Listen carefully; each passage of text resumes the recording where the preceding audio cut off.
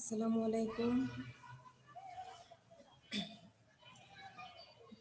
একাদশ শ্রেণী বিএম শাখার সকল ছাত্রছাত্রীকে শুভেচ্ছা। আশা করি সবাই ভালো আছো এবং সুস্থ আছো।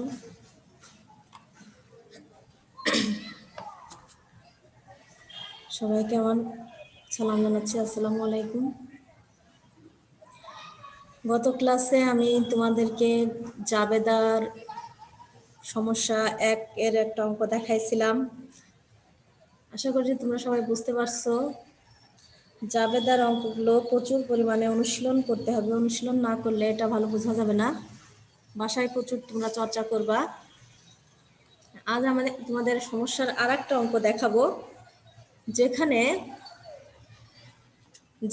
2019 সালের 1 জানুয়ারি তারিখে জনাব নাজির নগদ 1 লক্ষ টাকা এবং 50,000 টাকার মেশিন মূলধন স্বরূপ আনয়ন করে ব্যবসা শুরু করেছেন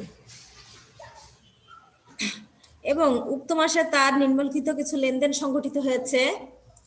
সেগুলো হচ্ছে, জনাব সাকিবের নিকট থেকে নগদে পণ্য ক্রয় করছেন 10,000 টাকার, জনাব মনিরের নিকট নগদে মাল বিক্রি করছেন 5,000 টাকার, ব্যক্তিগত প্রয়োজনে নগদ উত্তোলন করছে 4,000 টাকা, চেকের মাধ্যমে ভাড়া পরিশোধ করেছেন 2,000 টাকার, কল কবজার অবচয় ধার্য করেছেন 1,000 টাকা এবং ব্যাংক কর্তৃক ধার্যকৃত চার্জ হচ্ছে 200 টাকা। জনাব নাজিরের জাবেদা বইতে উক্ত লেনদেনগুলো লিপিবদ্ধ করতে হবে। আমি তোমাদেরকে গতদিন জাবেদার ছক কিভাবে করা হয়, কিভাবে লিপিবদ্ধ করা হয়, গতদিন সব দেখাইছি। আজকে দেখো জনাব নাজিরের জাবেদা বইয়ে কিভাবে লিপিবদ্ধ করা হয় উক্ত লেনদেনগুলো, সেগুলো দেখাচ্ছি।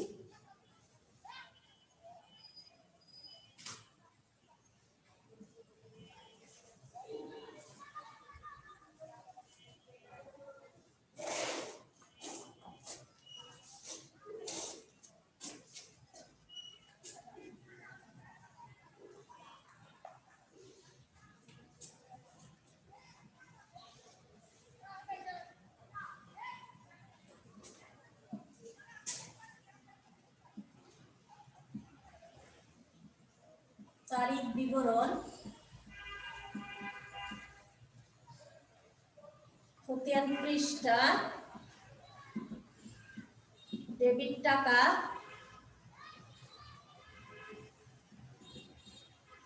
ক্রেডিট টাকা। জনাব নাজির তোমাদেরকে আগেই বলেছি যে ব্যবসা শুরুর থেকে যেগুলো নিয়ে আসা হয়, যে নগদ টাকা, যে সরঞ্জাম, সেগুলো মূলধন, সেগুলো হচ্ছে মূলধন। হ্যাঁ, নগদ যা কিছু আসে সবকিছু ডেবিট এবং মূলধন ক্রেডিট করা হয়। জানুয়ারির 1 তারিখে জনাব নাজির, এখানে আমরা লিখবো জনাব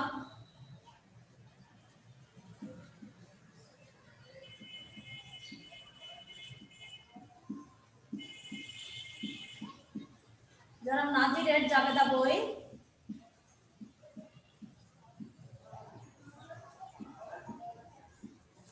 জনাব নাজিরের জাবেদা বই জানুয়ারির 1 তারিখে তিনি নগদ টাকা নিয়ে এসেছেন 1 লক্ষ টাকা এবং 50,000 টাকার মেশিন মূলধন স্বরূপ আনয়ন করেছেন। তাহলে নগদান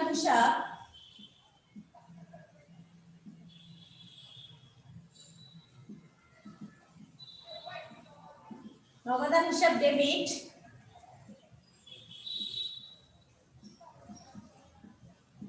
মেশিন হিসাব ডেবিট, মূলধন হিসাব ক্রেডিট। নগদ টাকা নিয়ে এসেছেন তিনি 1 লক্ষ টাকা, মেশিন নিয়ে এসেছেন হচ্ছে 50,000 টাকা, তার মোট মূলধন হচ্ছে 1.5 লক্ষ টাকা। তাহলে জনাব নাজির নগদ টাকা 1 লক্ষ টাকা এবং মেশিন 50,000 টাকা, মোট 1.5 লক্ষ টাকার মূলধন নিয়ে ব্যবসা শুরু করেছেন। এখানে আমাদের সংক্ষিপ্ত আকারে ব্যাখ্যা দিয়ে দিতে হবে। যে যেহেতু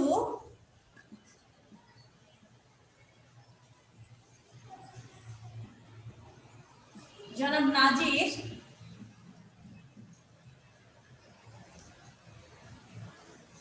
নগদ টাকা ও মেশিন মূলধন স্বরূপ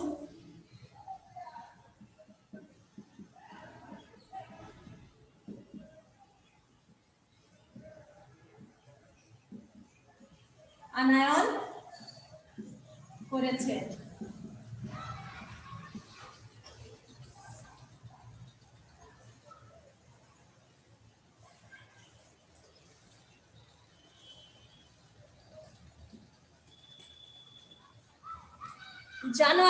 জানুয়ারির 1 তারিখে আরো একটি লেনদেন সংগঠিত হয়েছে, সেটা হচ্ছে সাকিবের নিকট হতে নগদে পণ্য ক্রয় 10,000 টাকা।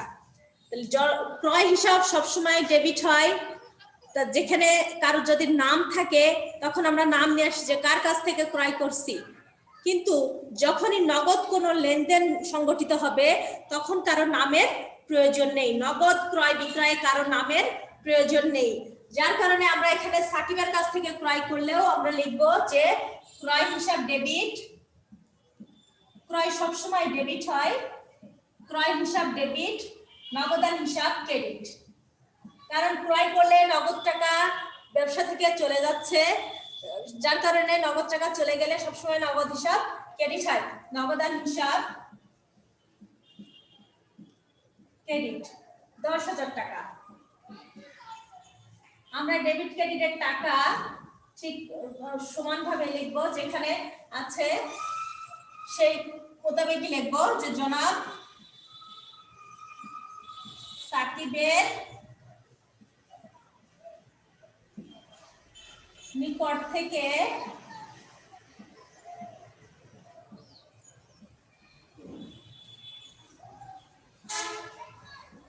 নগদে পণ্য ক্রয়, জনাব সাকিবের নিকট হতে নগদে পণ্য ক্রয়। এবার আরেকটা লেনদেন সংগঠিত হয়েছে 4 তারিখে মনিরের নিকট নগদে মাল বিক্রয় 5,000 টাকা।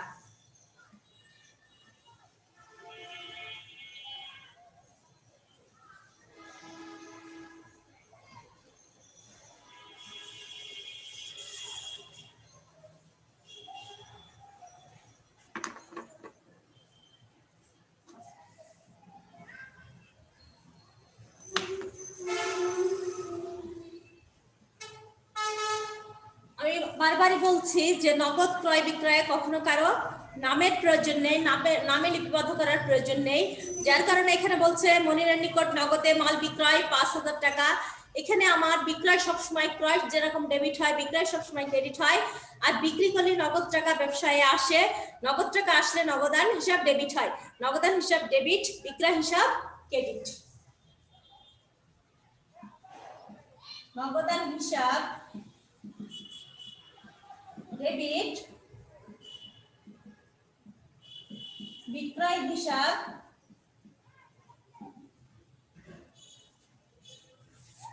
টাকা হচ্ছে 5,000 টাকা।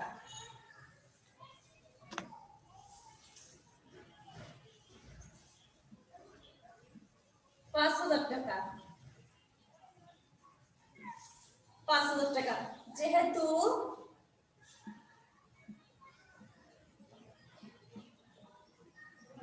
জনাব মনিরের নিকট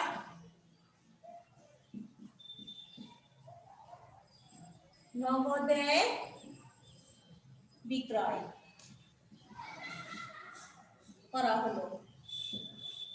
আবার বলি, নগদ ক্রয় বিক্রয় কারণ নামের লিপিবদ্ধ করার প্রয়োজন নেই।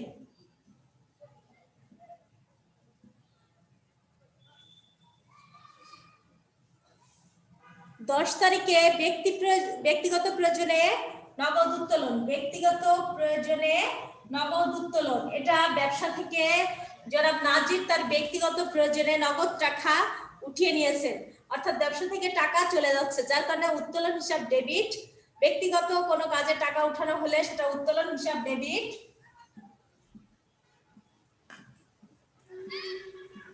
উত্তোলন হিসাব ডেবিট, নগদ টাকা ব্যবসা থেকে চলে যাচ্ছে, নগদান হিসাব ক্রেডিট। টাকা হচ্ছে 4000, টাকা হচ্ছে 4000।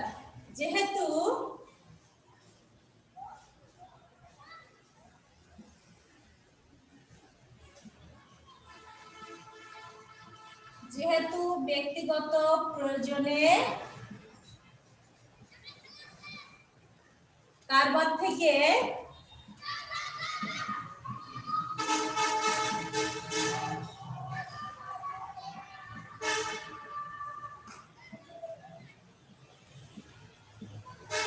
উত্তোলন করা হলো। ব্যক্তিগত প্রয়োজনে যে কোনো ধরনের উত্তোলন, মালিকের যে কোনো ধরনের উত্তোলন সবসময় ডেবিট হবে, এবং যদি নগদে উত্তোলন করা হয় তখন নগদান হিসাব ক্রেডিট হবে। ব্যবসা থেকে নগদ টাকা কমে যাচ্ছে, যার কারণে নগদান হিসাব এখানে ক্রেডিট করা হলো।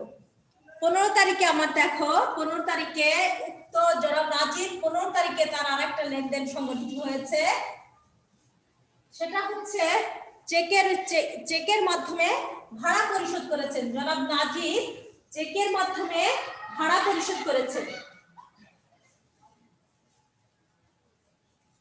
চেকের মাধ্যমে ভাড়া পরিশোধ করেছেন। তাহলে ভাড়া এটা কিন্তু ব্যবসায়ের ব্যয়, মালিকের ব্যয়। এটা মালিকের ব্যয় সবসময় আমরা জানি যে ব্যয় সবসময় ডেবিট হয়, এবং ব্যয় করলে এখানে নগদ টাকা চলে যাচ্ছে না, যেহেতু চেকের মাধ্যমে আসছে, যার কারণে এখানে ব্যাংক হিসাব আসবে। 15 তারিখে লেনদেনটা সংগঠিত হয়েছে। 15 তারিখে ভাড়া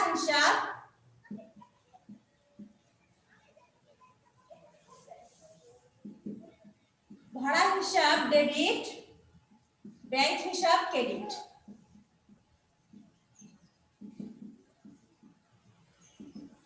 ব্যাংক হিসাব ক্রেডিট, টাকা হচ্ছে 2000 টাকা।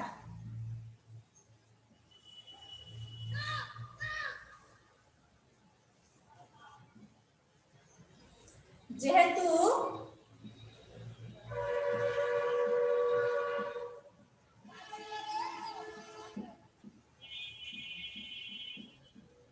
চেকের মাধ্যমে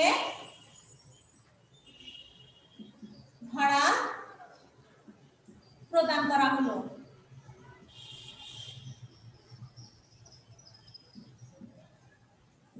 যে কোনো ধরনের খরচই সবসময় ডেবিট হবে। যে কোনো ধরনের খরচ সবসময় ডেবিট হবে। উক্ত জানুয়ারি মাসে 2019 সালের জানুয়ারি মাসে একটা লেনদেন সংগঠিত হয়েছে 25 তারিখে। সেটা হচ্ছে কল কবজার অবচয় ধার্য করা হলো। কল কবজার অবচয় ধার্য করা হলো। উনি ব্যবসায় যখন মেশিন ক্রয় করছেন, মেশিন কল কবজা একই জিনিস। কল কবজার যখন অবচয় ধার্য করা হচ্ছে, অবচয়টা আমরা ভালো করে জানি যে অবচয়টা কি। কোনো মেশিন বা স্থায়ী সম্পত্তিগুলো ক্রমাগত ব্যবহারের ফলে, মেশিন বা পত্র এগুলো ক্রমাগত ব্যবহারের ফলে এর মূল্য হ্রাস ঘটতে থাকে। এই মূল্যহ্রাসটাই হচ্ছে অবচয়।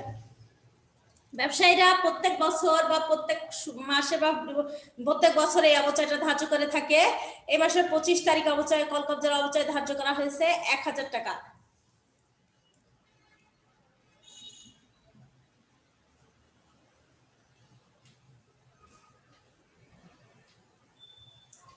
অবচয় হচ্ছে ব্যবসায়ের লস, অবচয় হচ্ছে ব্যবসায়ের ক্ষতি বা লস। ক্ষতি সবসময় ডেবিট করা হয়, অবচয় হিসাব ডেবিট।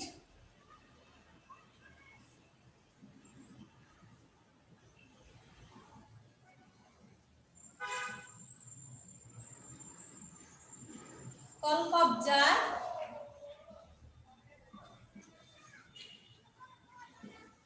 হিসাব ক্রেডিট 1000 টাকা।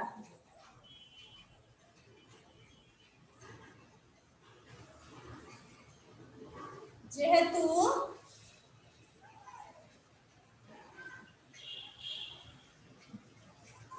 অপচয় ধার্য করা হলো।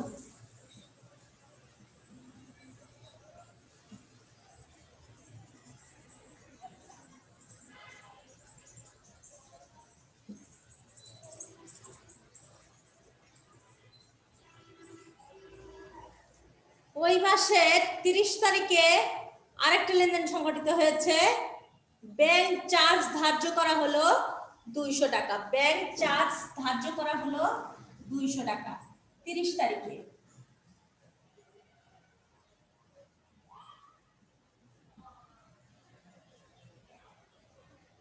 ব্যাংক চার্জ হিসাব ডেবিট, ব্যাংক হিসাব ক্রেডিট।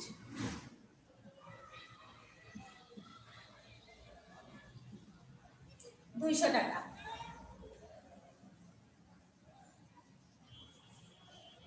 যেহেতু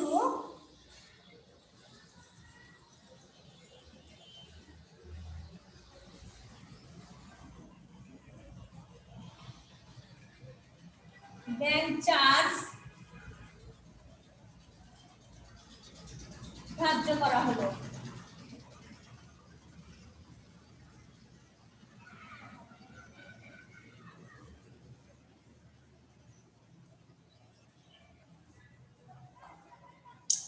দেখো ছাত্রছাত্রীরা, আমাদের উত্তর জনাব নাজিরের 2019 সালের 1 জানুয়ারি মাসের জনাব নাজিরের যে 1 থেকে 30 তারিখ পর্যন্ত যে লেনদেনগুলো সংগঠিত হয়েছে সেগুলো আমরা জাবেদা বইয়ে লিপিবদ্ধ করলাম। এবার জাবেদার আমার মোট যোগফল টানতে হবে। লাস্টে খাতার শেষে তোমাদেরকে মোট যোগফলটা টেনে দিতে হবে।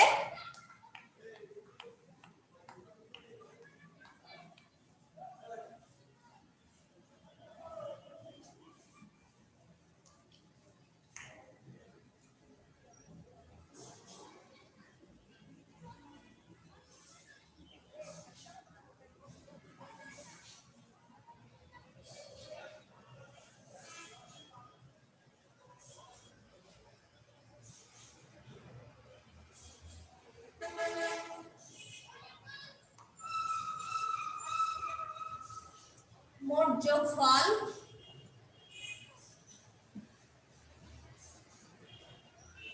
খাতার লাস্টে এটা থাকবে। মোট যোগফল হচ্ছে 1,72,200। 1,72,200। 1,72,200। এটা আমরা সমাপনী দাগ দিয়ে এভাবে শেষ করে দেব। ছাত্রছাত্রীরা, আমরা একটা অঙ্ক দেখালাম। এখন তোমাদেরকে জাবেদা একটা দুটো করে হবে না, তোমাদেরকে প্রচুর পরিমাণে জাবেদা বইয়ে দেওয়া আছে, সেগুলো বারবার চর্চা করতে হবে। বইয়ে যে উদাহরণগুলো দেওয়া আছে, যে সমস্যাগুলো দেওয়া আছে, সেগুলো বারবার চর্চা করতে হবে। চর্চার বিকল্প কিছু নেই। তোমরা জাবেদা হচ্ছে লেনদেনের প্রাথমিক একটা বই। এই বইয়ে লিপিবদ্ধ করার জন্য এগুলো সব বারবার তোমরা চর্চা করবে। আরো কিছু জাবেদা আমি তোমাদেরকে দেখো বুঝাই।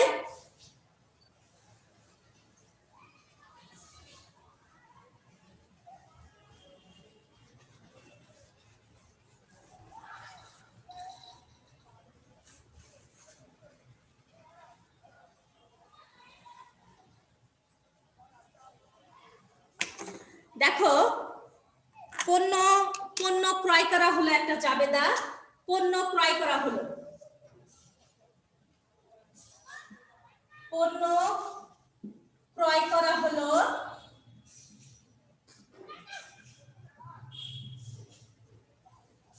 5,000 টাকা। ক্রয় সব সময় তোমরা মনে রাখবে, ক্রয় সব সময় ডেবিট হবে, এবং ক্রয় করলে কিন্তু আমার নগদ টাকা আসে না, নগদ টাকা ব্যবসা থেকে চলে যায়। নগদ টাকা ব্যবসা থেকে চলে গেলে সবসময় ডেবিট হবে। নগদ টাকা ব্যবসায় আসলে নগদ টাকা চলে গেলে সবসময় ক্রেডিট হবে। নগদ টাকা আসলে সবসময় ডেবিট হবে। তাহলে আর ক্রয় সব সময় ডেবিট, বিক্রয় সব সময় ক্রেডিট করা হয়। ক্রয় হিসাব ডেবিট, নগদান হিসাব ক্রেডিট।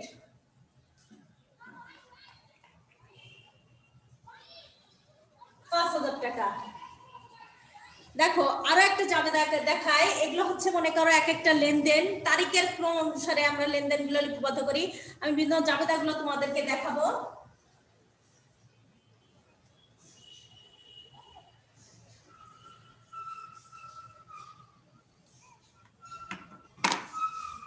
আরেকটা দেখাই,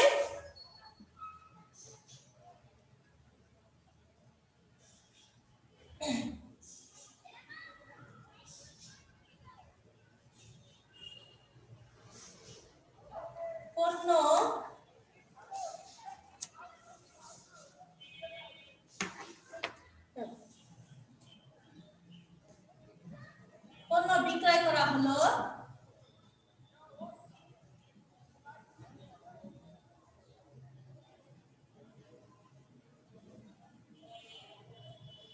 ২,০০০ টাকা। তাহলে এখানে বিক্রয়, আমি বারবার তোমাদেরকে বলছি যে বিক্রয় সবসময় ক্রেডিট হয়। বিক্রয় করলে কি নগদ টাকা আমাদের ব্যবসায়ে আসে, ব্যবসায় সবসময় নগদ টাকা আসে। তাহলে নগদান হিসাব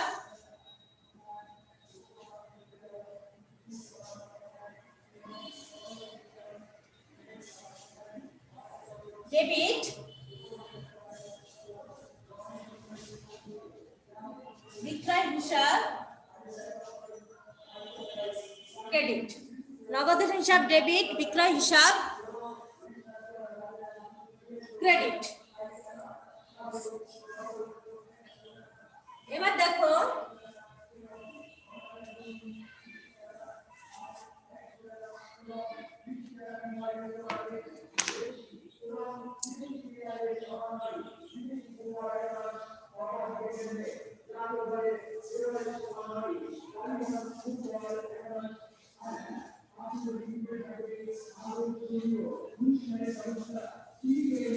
পণ্য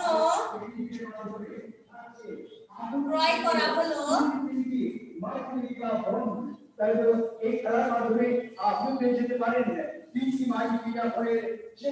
১০,০০০ টাকা।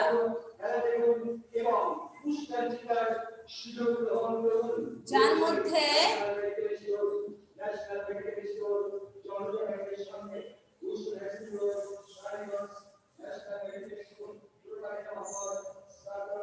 নগদ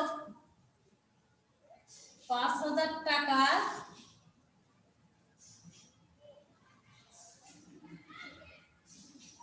চেকে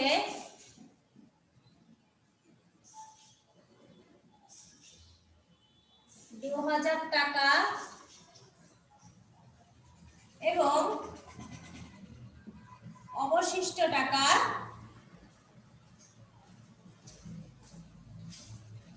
অবশিষ্ট টাকা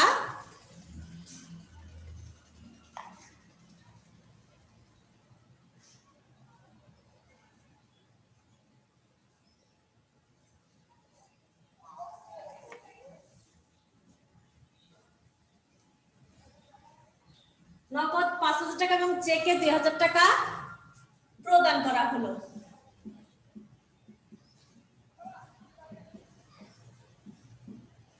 দেখো এখানে আমি পণ্য ক্রয় করছি ১০,০০০ টাকা, নগদে পণ্য ক্রয় করছি 10,000 টাকা, নগদে প্রদান করছি 5,000 টাকা, চেকে 2,000 টাকা, বাকি টাকা তাহলে আমার কি হলো, বাকি টাকা আমার বাকিতে রইল।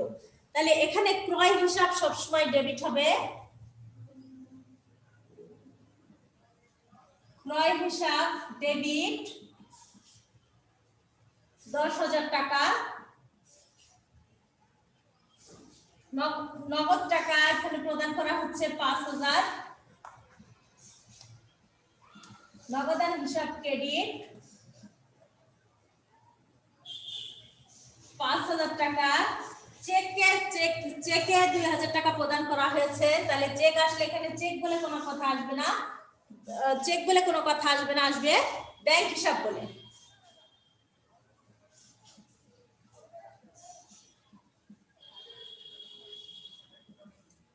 ব্যাংক হিসাব ক্রেডিট 2000 টাকা। তাহলে অবশিষ্ট টাকা হচ্ছে পাওনাদার, অবশিষ্ট টাকা তাইলে পাবে পাওনাদাররা পাবে, পাওনাদার হিসাব ক্রেডিট।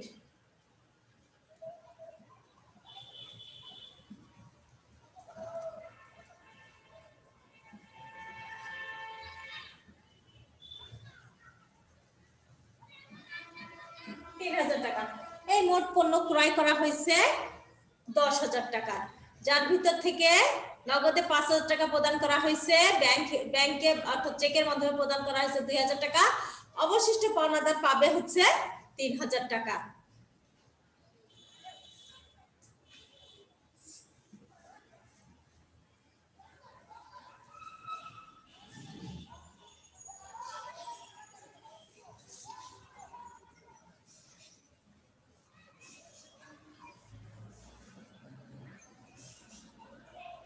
ছাত্রছাত্রীরা তোমরা জাবেদা প্রচুর পরিমাণে অনুশীলন করবা। জাবেদা থেকে খতিয়ান করতে হলে জাবেদা প্রচুর পরিমাণে অনুশীলন করতে হবে। জাবেদায় মূল ভিত্তি, হিসাব বিজ্ঞানের অঙ্কে জাবেদা যদি সঠিকভাবে করা যায়, সঠিকভাবে তোমরা বুঝতে পারো, তাহলে তোমাদের বোঝার কোনো সমস্যা হবে না। আশা করি তোমরা জাবেদা আমি যেগুলো বুঝালাম সেগুলো বুঝতে পারছো। আরো জাবেদায় ব্যাপক আরো অনেক লেনদেন আছে, এভাবে তোমাদেরকে আরো বুঝাবো আমি।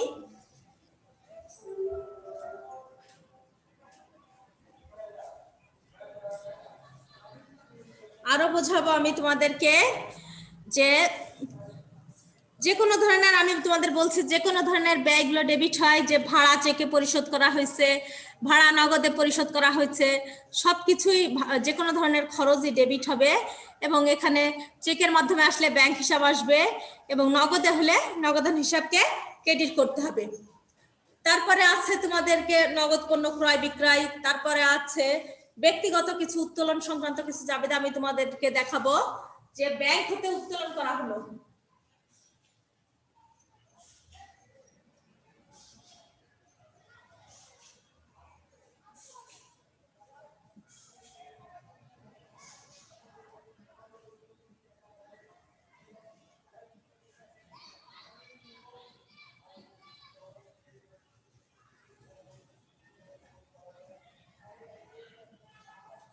ব্যাংক হতে উত্তোলন করা হলো, তাহলে এখানে ব্যাংক হচ্ছে এখানে দাতা, নগদ টাকা ব্যবসায় আসছে, আমার যদিও আমার নিজের টাকাই ব্যাংকে থাকছে, তবুও এখানে ব্যাংক থেকে উত্তোলন করছি আমরা, নগদ টাকা আমাদের ঘরে ব্যবসায় আসছে, যার কারণে নগদান হিসাবকে আমরা ডেবিট করব।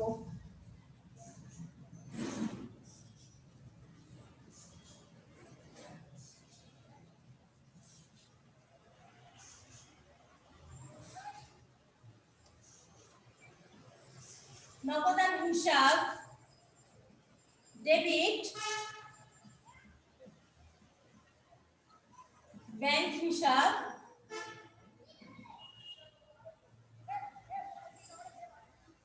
$20,000 টাকা। আবার দেখো, ব্যাংক হতে যদি আমি ব্যক্তিগত প্রয়োজনে উত্তোলন করি, সেক্ষেত্রে আমার জাবেদায় কি আসবে? ব্যাংক হতে ব্যক্তিগত প্রয়োজনে উত্তোলন,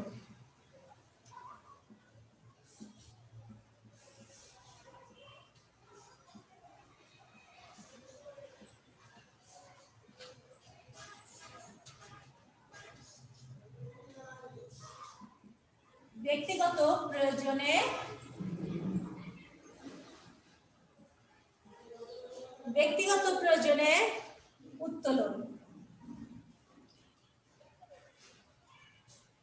2,000 টাকা। এখানে ব্যক্তিগত প্রয়োজনে উত্তোলন আসলে উত্তোলন হিসাব ডেবিট,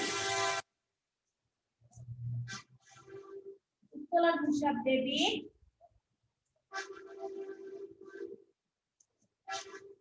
ব্যাংক হিসাব ক্রেডিট। ছাত্রছাত্রীরা তোমরা জাবেদা এভাবে আমি দেখালাম, অনেক জাবেদা আছে যা তোমরা বইয়ে দেখবা, উদাহরণ এবং সমস্যাগুলো দেখবা এবং বারবার বাড়িতে চর্চা করবা। নেক্সট ক্লাসে আমরা তোমার জাবেদা থেকে কিভাবে খতিয়ান স্থানান্তর করা হয় সেগুলো দেখাবো আমরা। আশা করি সবাই ভালো থাকবা, সুস্থ থাকবা। আল্লাহ হাফেজ।